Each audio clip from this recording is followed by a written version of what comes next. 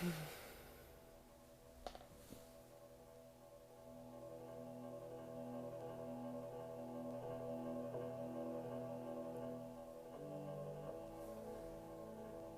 guys, what's up? I see you're tuning in now, that's perfect. Right at 5 p.m., that's perfect. Hey everyone, okay, we got 1,000 now already, that's perfect. Okay, my name is Alex Høgh Andersen. I play Ivor the Boneless on Vikings, produced by History Channel and showed on HBO Nordic. And HBO Nordic and I had a talk last week and this week that we wanted to give our audiences a little bit of a quarantine treat during these difficult times that we're all experiencing right now. So what we're gonna do is we're gonna watch an episode of Vikings, and during that episode of Vikings, watching that together, I am gonna comment on stuff that's been going on while we shot this particular episode, and how we got through it, and stories about the characters, and what my initial thoughts are while we're watching the episode.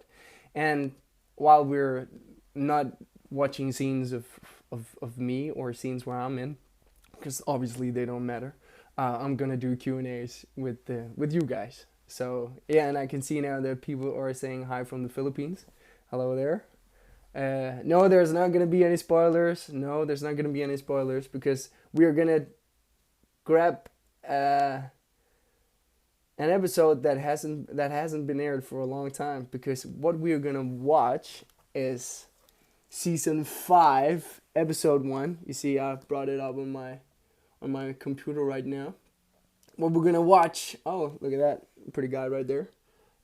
Season 5, first episode of season 5. It's called The Fisher King. Grab your computer right now and get it up so we can watch it together. I'm gonna give you a few minutes to do that, and after that we're just gonna do it. Hi, everyone's tuning in. That's perfect. Hello from Germany. Hello there. Hey. Hope everyone is staying inside right now. That's partly the reason why HBO Nordic and I are doing this. Yeah, stay inside. Treat yourself well. Be good to one another. It's difficult times, and I'm going crazy a little bit. I know everyone probably is too, and that's okay. That's absolutely okay. But hopefully you get a chance to kill some time in a good way, and I hope this will be one of those moments. So if you found now season 5, episode 1 of Vikings, I will press start in in 5, 4, 3, 2, 1. There we go. So let's watch that episode together. And obviously it starts with this beautiful theme intro song. That is one of my favorite parts about this show, actually. And you're absolutely allowed to sing along at home. Absolutely.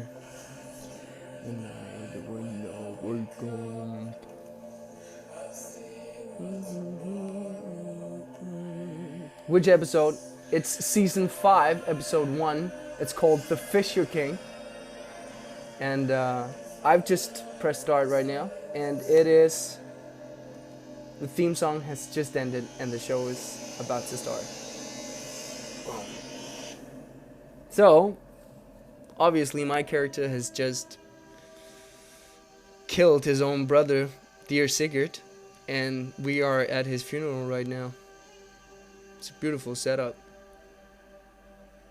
It's always impressive to show up to set and not having the slightest clue about how it's gonna look. You've read the scene in the script, but you have no idea how it's gonna look. And then obviously you just show up every single day at work, and the art department has created a beautiful setup and that was the exact example here as well. I remember in this scene, in the beginning, in this scene, where I'm sitting there crying over killing Sigurd, and genuinely crying. I would say so. We did a little warm up, or no, actually, it was doing that take of me when it was a close up. It was of me, and our dear director, David Wellington, told Björn, Uber, and Vitzerk to yell stupid stuff at me, like, you're a bad actor, or you're trying to cry, like doing it, making it personal. And what was I supposed to do? And Marco, they've been yelling all that stuff while the camera was on me, and I had no clue that they were gonna do that. They were gonna yell personal stuff at me to try to push me into something. And then Marco, who plays Vitzerk, has the final line in that, and he just yells out, "You smell like onion."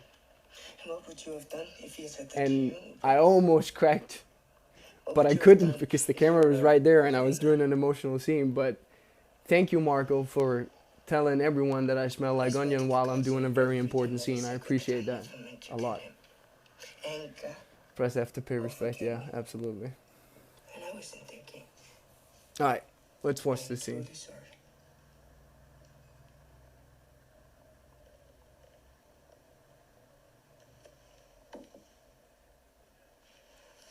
We talked a lot about the beginning of this episode, how I was gonna feel about him killing his own brother, how genuine his feelings were, and I really, really wanted him to be genuinely sad that he lost control. He hates that.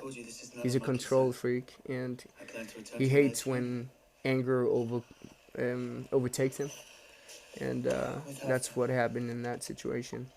And now he just created an even further distance between himself and his brothers, and he hates that, because I think on the inside he really wants them to love him, and that's hard to do when you kill your own brother. So I will tell Lagertha about the avenging of your father's death and the defeat of the Saxons and the great Peter Franson. When I grow up, I want to have his voice. Tell my mother. And tell the children. Everyone, every line is done like here. And I will return. I will return, and the gods will it. If the gods will it. Skål. Skål. Skål. Oh, where's mine? Oh, well, doesn't matter. Skål, everyone, if you're drinking something out there. It's great to see everyone tuning in. Hey, hope you're doing fantastic.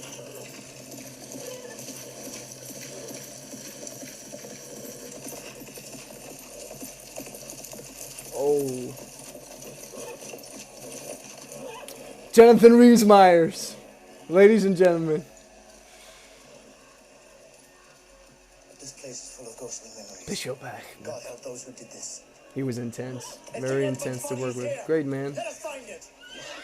But he showed up to work, and he was spinning his sword around, jumping over horses and stuff. Even though we were only doing rehearsals, we were not actually shooting. Jonathan Rhys gave it 100% every single time, and that was very cool to experience.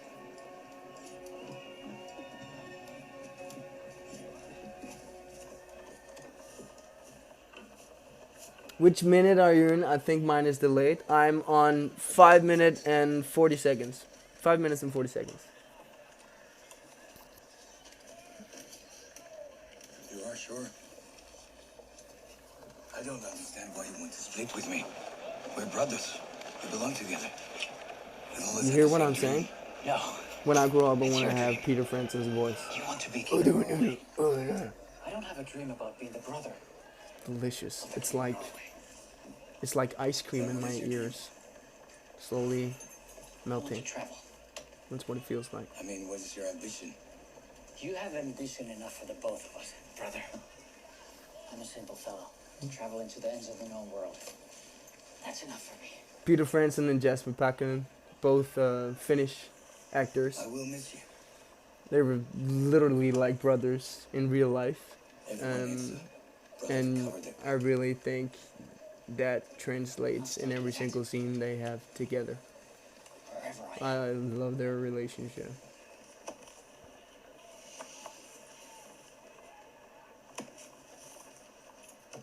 Somebody says, I shipped Ivor and Heckman, they had a great dynamic. I absolutely agree. It was tons of fun shooting those scenes.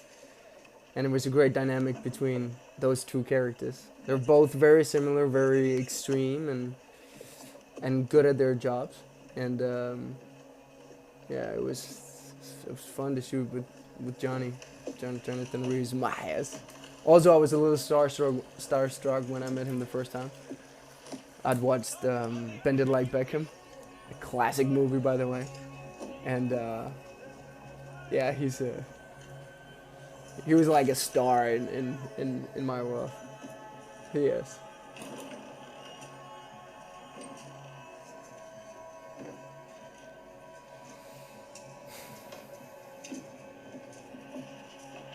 If you got any questions, people, throw them my way. And oh, we got one now. What do you like the most about your character? What do I like the most about Ivor? Is that he's so incredibly challenged, both mentally and physically. That's so much fun to work with as an actor, because half the time you have no idea what you're doing, and I like that. It forces you to take chances, but also it's just fun to do something that's so far away from yourself, portray a character that's so far away from yourself. So he was tons of fun. And when you're half the good guy, half the bad guy, you get to do a lot of fun stuff. Like, it's actually more fun to be crippled than you would expect. It really is. Like this, like I get to ride a chariot. You see that stuff right there? That is hilarious. That is so much fun. Oh, I love this scene. That's coming right now.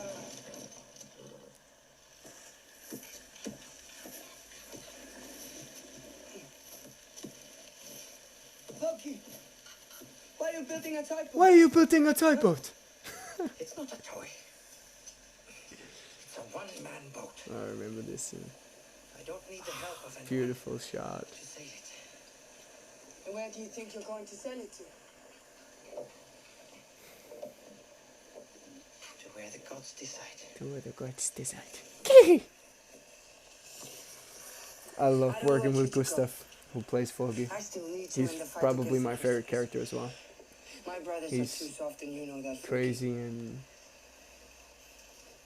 so good. He's so good. Gustav is a phenomenal actor. Please? Please. You know that you are like my real father. No.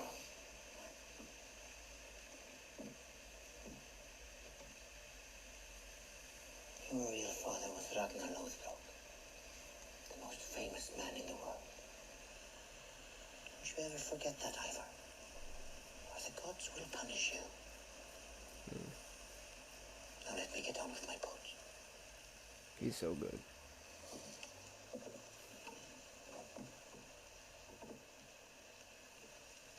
You cannot leave me.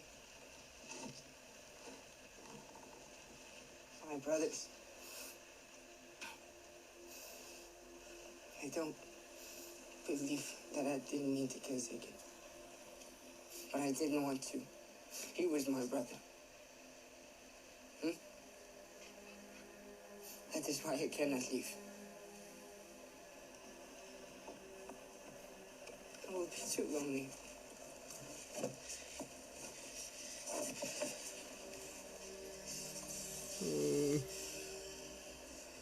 I have to leave, Ivor. Listen to the music. They're gone. There's nothing left for me here. This world no longer interests me. That's why I will submit myself to the tides and the winds and the will of the gods. Come what may. My heart is broken. It will repair. Ah. Ivor, the boneless. Scourge of the world. You don't need me.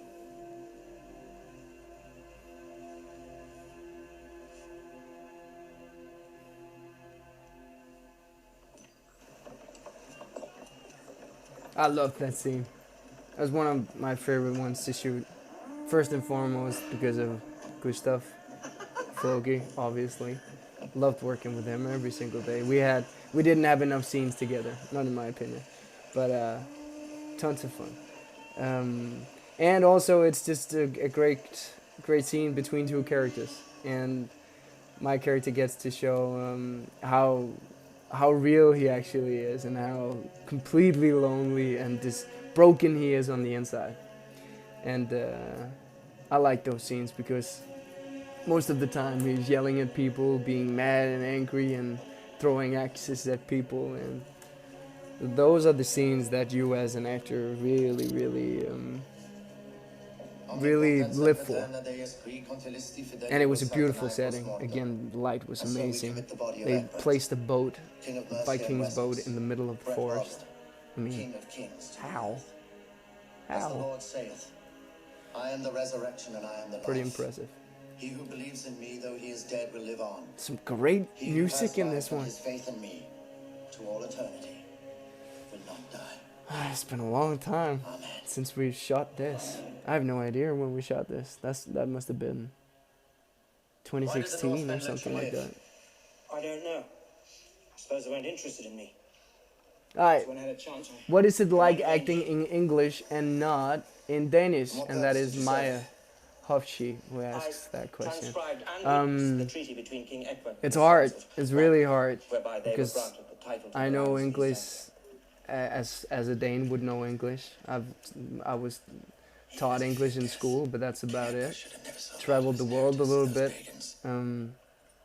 but I've never lived in an English-speaking country before I got Vikings, It wasn't his so that son. was a challenge. And I mean, it can be a tough time trying to explain what you think about your character or what you think is gonna happen in a scene Pronounced his crown in in Danish favour of alone. his son.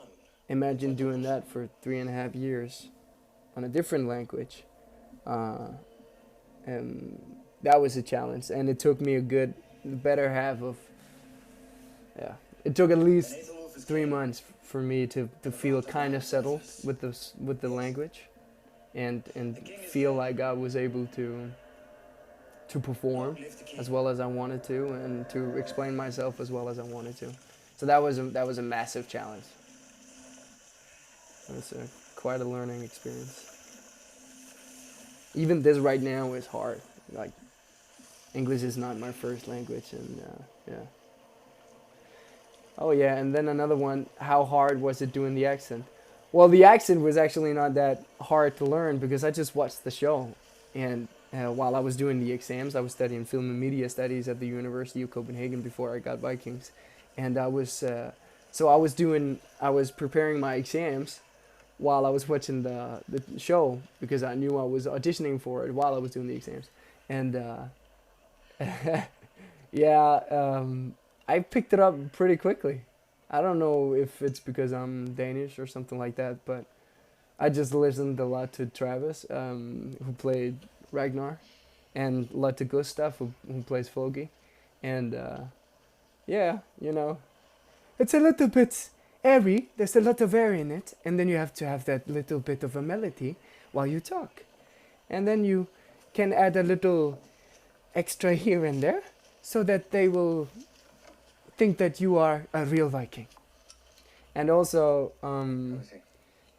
the V's turn into F's as far as I'm concerned. Yeah, ferry, or something like that. Oh, I can't remember now. And the S's, you pronounce the S's a lot. But we had a great dialect coach, Paul Musolinis, who helped us a lot and helped me a lot. Another thing that was really hard to learn was the Icelandic parts of this character. When Michael Høgh, who's the show creator and writer, when he wrote scenes in which I was speaking Icelandic, which would be Vikings or Old Norse, those scenes were tough because you would get an audio file on your phone and you would listen to that all day with some random dude saying your lines in Icelandic. Hættir bergjast, hittagurtnum hestan mín, blah, blah, blah. And you were like trying to learn this combination of sounds that you had no recollection of whatsoever. And those were tough. Those were tough. Of course, God. Alfred must die for our sins. For my sins. No. Slap. No one is without sin. Judith, I cannot. Mo Dunford.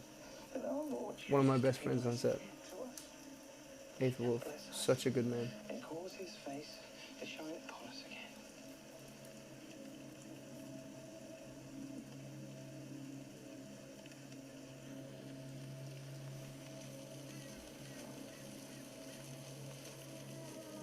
How do you think Floki would feel about Ivor calling himself a god? I get that question from Katie O'Brien.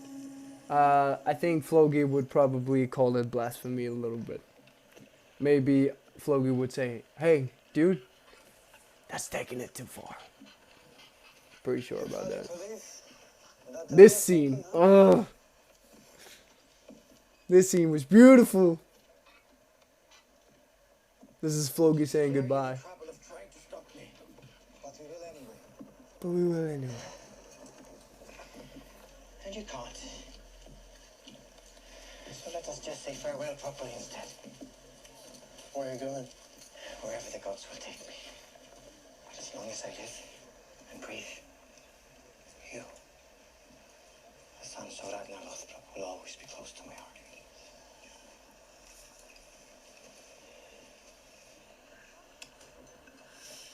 Farewell, Floki. You are the greatest boat builder of all time. Truth. Preach. Farewell, Floki. Beloved by the gods. Beloved by the gods. I love this.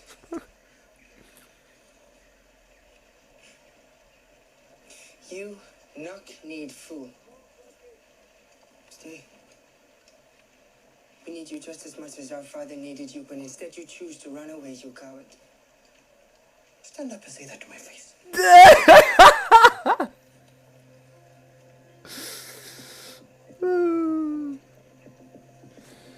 Mic drop.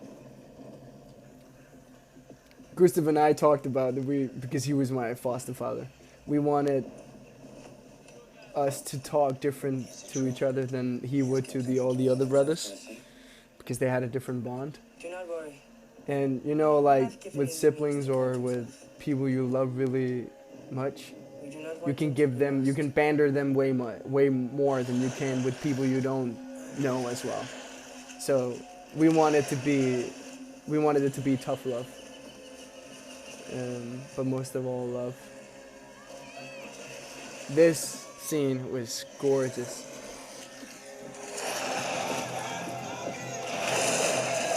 This scene was gorgeous. Shooting that was amazing. Having these like 300 extras just yelling all "Hey Floki" for 20 minutes while Gustav was just rolling out there. That was awesome. That was awesome.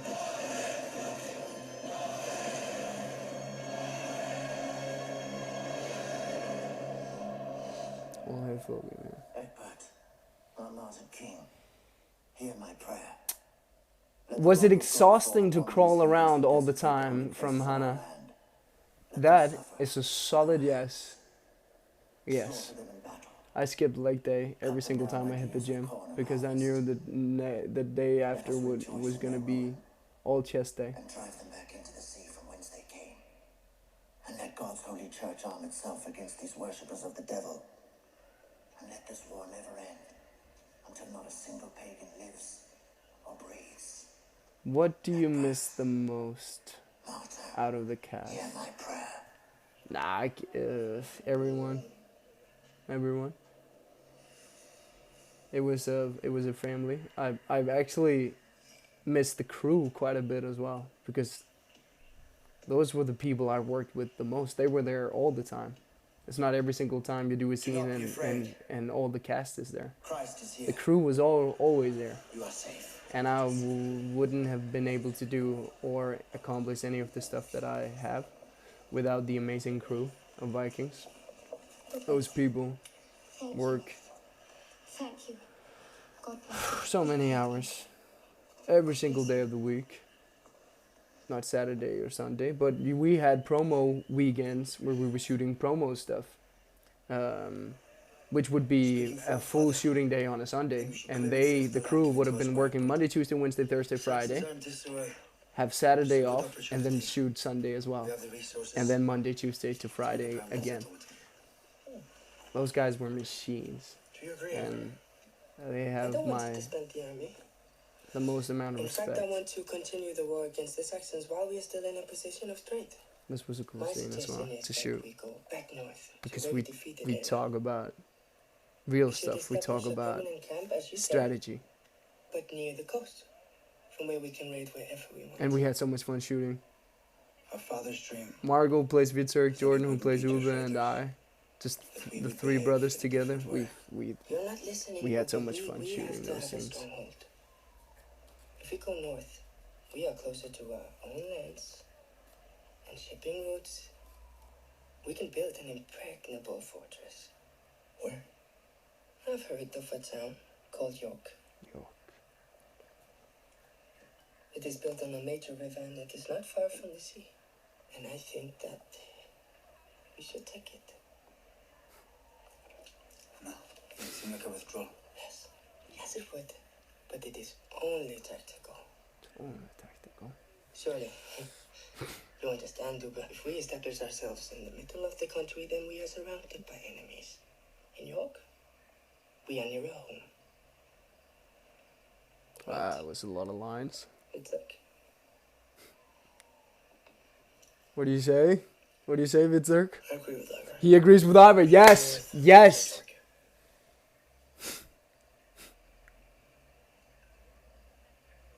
It's good. That's good. That's good. Jordan's so good. Jordan has some of the best facial expressions there is. He's so solid. Good, good. Alright. Another question here. Was the outfit heavy, man? Yeah, that was heavy. Especially when I got the calibers.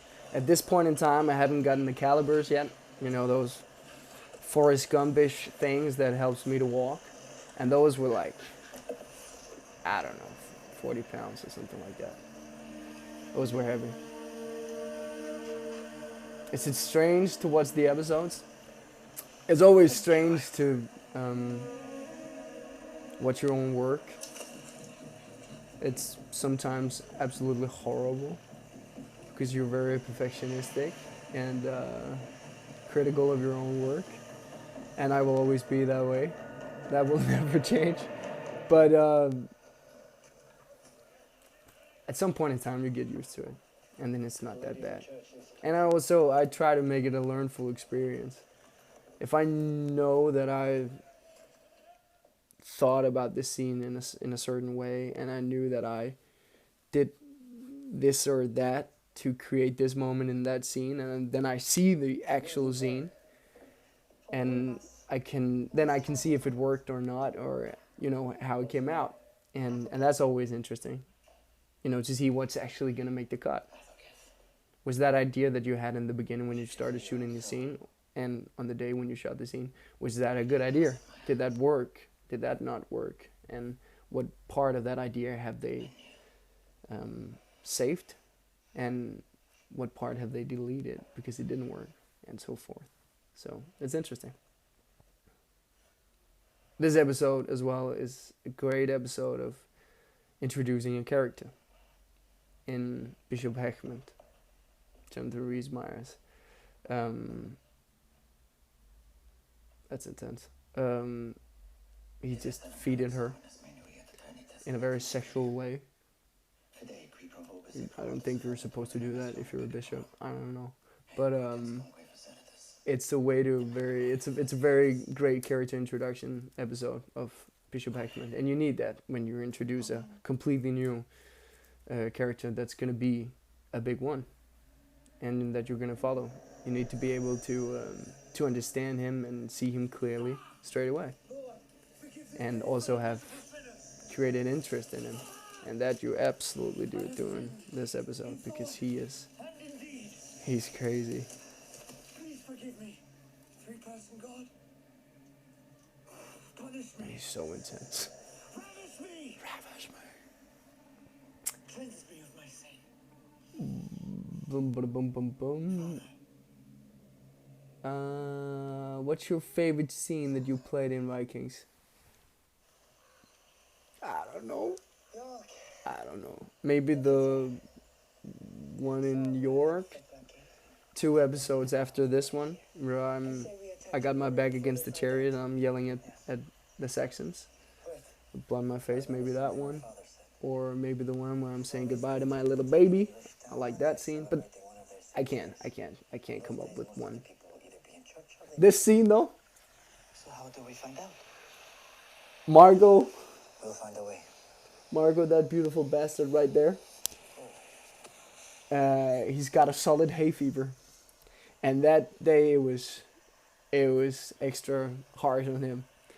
We couldn't do a take without him sneezing throughout the entire scene, and we finally got through it. But that was fun.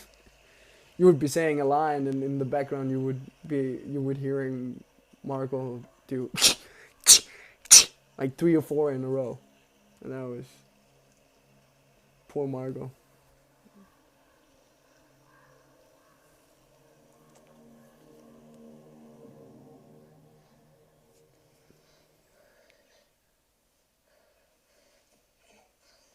So this is a scene where the Vikings have captured in the English woods. We've captured 2 English kids, boys. We've taken them hostage, and now I'm interrogating them to figure out maybe a strategy to get into York. This is Anglo-Saxon.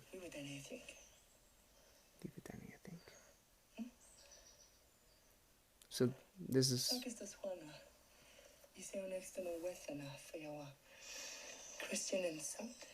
Christian and Saint. And Fløy bugger av Ravis is Høgh Rhys die. Treo means 3 apparently. Treo. So that was another completely new language that none of us have any idea how to speak, and yeah, that's hard to. I'm impressed by the boys. You have a long line of just a combination of sounds that makes no sense to you, and then you have to learn it while the camera's just shooting and stuff like that. That's. Oh, this scene, this sacrifice scene. There were a lot of discussion from the production side on if we were actually going to show this scene in the final cut or not, because I know they didn't show it and they didn't make it, but she sacrificed them. She sliced them to pieces while doing a quite sexual dance as well. So yeah, that was the production was questioning if that was too much and if that was gonna make the actual cut, and part of it did. So compromises, that's how you make films. It's compromises sometimes. Now we're heading into York.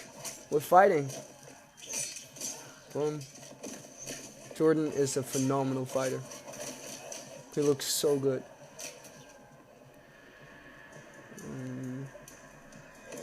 Another group of the crew that I need to mention is the stunt crew. They've saved our butts thousands of times. Especially Jordan and Margot, who had to fight quite a bit. They are naturals, absolutely, but the stunt crew did amazing stuff and taught us so much about fighting. And they were good crack as well.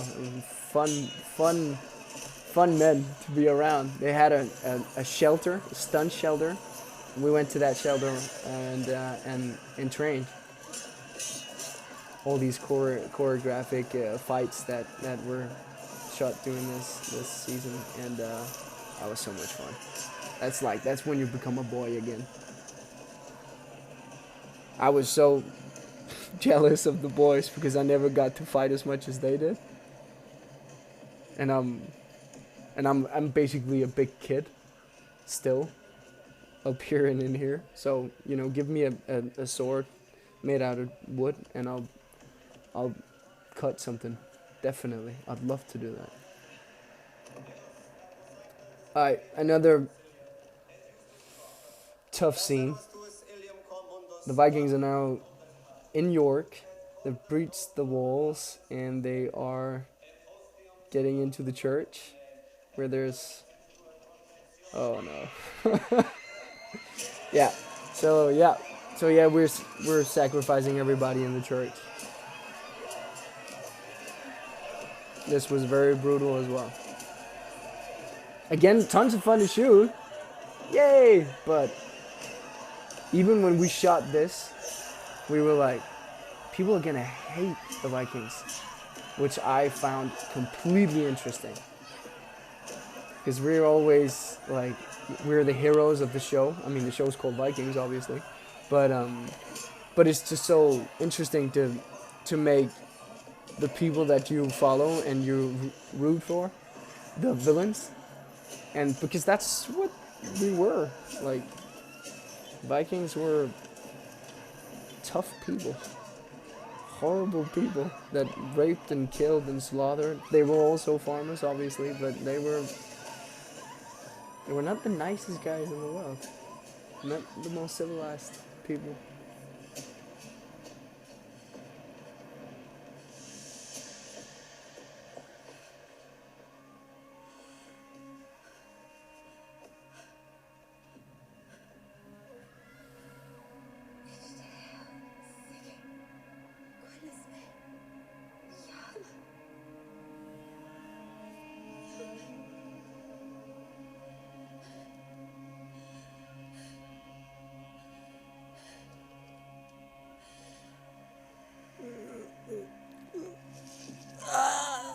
Sound effects. That's one thing I can't see or listen to. That's like that kind of sound, the stabbing sound, or when a bone is breaking, like a knee that I can't.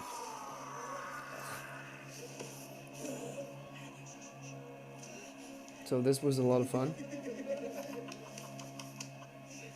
The guy who plays the bishop here, pretty sure his name was Frank. It was his only day on set, and we absolutely destroyed that man for like 5 hours straight. Bashed him around, and I yelled him in the face, and now I'm gonna pour gold in his face. Not the nicest thing to do either. Oh, the kid with... So, quick note on this scene and this whole thing that's going on right now. David Wellington, the director, really wanted this to be horrible, to be real, to be authentic, and show how horrible the Vikings really were. So he wanted the audience to question themselves and their love for the Vikings, and actually wanted the audience to start hating them, just a little bit. And I think he did a phenomenal job. So yeah. So now we're gonna pour gold in his mouth. Great idea.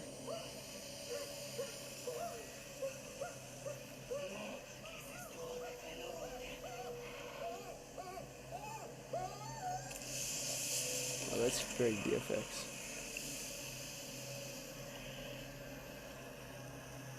Okay, so note here.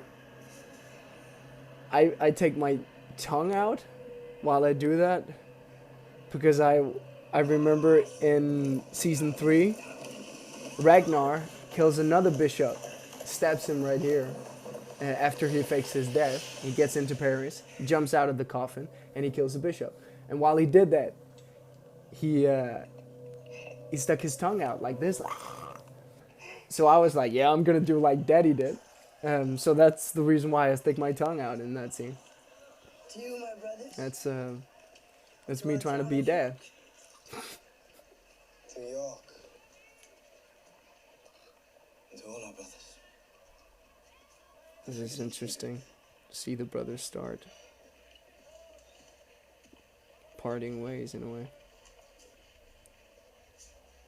I think Jordan did a phenomenal job on this one. To all of us. Skål. Skål. How hard is it for you not being able to walk all the time? That was tough. That was tough. It was tough on the wrists to crawl. It was tough on the back. It was annoying to try to get out of the calibers and all the costume every single time I had to get lunch or I had a break on set. That was annoying, but yeah, we got through. But that's part of it, and that's also what makes it so organic. I mean, if I feel crippled and handicapped and limited, it's gonna translate on the screen as well. So I try to stay as much in physical character as possible.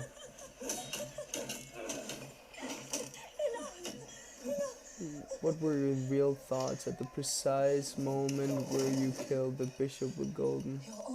Oh, my real thoughts? My real thoughts on that particular moment was probably just get the shot done, because there was a lot of technical issues. There was me holding his mouth open with my axes and the pouring of, which is like a sugar mix of something with a little bit of gold in it, golden color. That's what it is. It's liquid sugar, and I don't know, something like that. But there was a lot of technical stuff shooting that and getting that shot.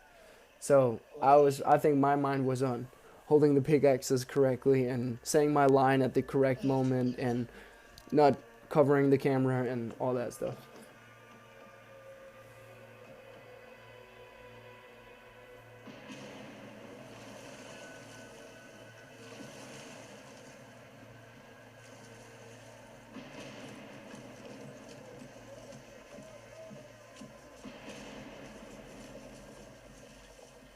And again, thank you everyone for tuning in. Hope you're doing fantastic, and I hope you are staying inside and enjoying yourselves. And I hope I live up to your perfect expectations of this live, because I'm not the best at this, but we're getting through. I wish you and Travis had more scenes. I do too. Those were my favorite scenes to shoot. When I had scenes with him in season 4B, when we were walking and traveling through the English woods on a suicide mission. I love those scenes because it was a father and it was a son trying to find each other, and that was something that everyone can relate to. And Travis is great and fun to work with, and I learn new stuff every single day. You've done well to tell me this, King Harold. But why did my son not bring the news? Did you develop any of Ivor's anger by channeling any of your own personal pain through the character? No, I'm not a big method kind of an actor. But I do my best to try to understand him. And I understand him completely. I understand why he's so angry. And if you understand that, it's not that hard to create or show. I guess it's if I understand him and I see where he's coming from, and I feel sorry for him as well. I feel sorry for him, because I think he's a very broken character, more on the inside than on the outside, probably. And no, it's if you, as long as you understand your character and defend him, It's not And I thought that hard to perhaps you show wanted the to anger find that out he is how well feeling, Echo the or bastard express had that anger, served you. because you understand it. Perhaps you expected to find him here. Sat upon the throne, keeping it warm for you. Do you know how the show ends, and what are your thoughts on it? Yeah, so I'm definitely gonna answer that question. I absolutely know how the show ends, but I'm not gonna tell you anything about Be a it. bad choice All I'm for a gonna say wise is it's man. gonna be pretty darn epic. I've never been accused of being wise. Even so, I never took you for a fool. As you know, what they How say, long did it take to create the braids? The braids that I was, oh my god. become wise.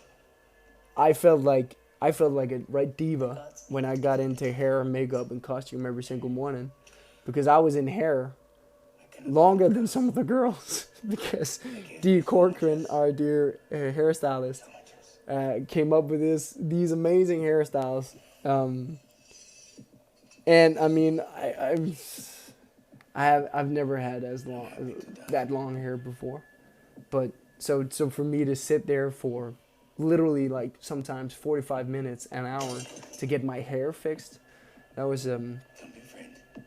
there was a different kind of time in my life, and but it was tons of fun, and Strike. if I have to be honest, I liked it because it was pretty comfortable in the morning at 5 a.m. to have somebody touch your head and do your hairstyle. Kind of liked it just a little bit. That was that episode. Epic. How did it finish? Oh, that's Harold coming back and Lagatha almost killing him. Yep. Well, that is it. I hope you enjoyed the episode. I hope you enjoyed the latest season. I hope you enjoyed this time. And I hope you enjoy, or try to enjoy, staying inside and taking care of yourself and doing these difficult Corona times. We need to take care of ourselves and each other and take this thing serious. So, but it's hard. So that's also why HBO, Nordic, and I decided to do this thing. It's for all you guys. So, yeah, all the best. Have a phenomenal time, and I'm not going to say goodbye yet. I'm just going to take another question real quick. Is there a good question here? How are you going? You're done filming? We are done filming. We finished more than a year ago, actually. But there's still another 10 episodes coming. Season 6B is coming. I have no idea when, but it might be around November, December, January, I don't know, but something like that. That's what that's my guess. I have no idea. They don't tell me anything, but yeah, they're shot and they're done and they're gonna be crazy, epic. I know that we shot our biggest battle scene ever doing that last season, so we're breaking records as well. But do I have any new projects lined up after Vikings? I do. There's a Danish Second World War epic coming. I guess it might be in December or something like that. I have no idea. But yeah, there are stuff in the pipelines. Not a lot of stuff I can talk about, but yeah. Okay, the last question. Who was the co-star who taught you the most? Who was the co-star who taught me the most? Besides working with phenomenal different directors, because I was so privileged to work with a lot of different directors on this, and all the crew and all those people that learned me tons of stuff. I think the co-star who taught me the most was...